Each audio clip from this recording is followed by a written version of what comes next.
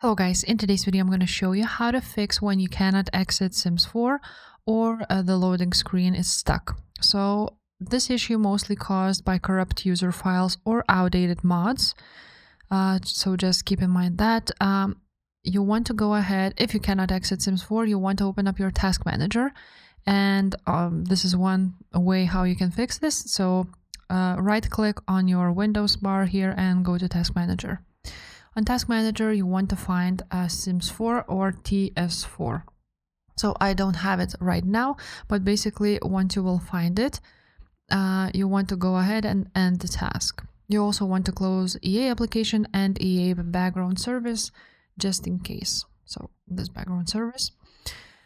Now, after that, you want to try to clean the folder and new save. So you want to exit your Sims 4. So as I said, through Task Manager if you cannot exit otherwise. And then you want to open up your documents right there.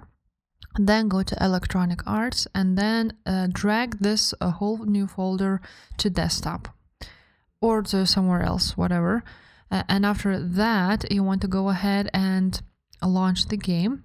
The next time you run TS4, it will generate a whole new folder on those documents, but it will be with no mods, saves, and etc.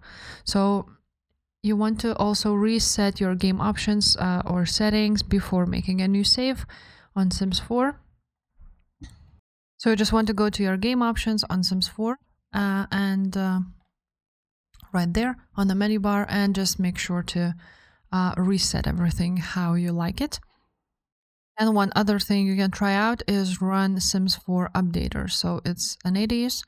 You want to go ahead and find it on your browser and then download it and run this updater.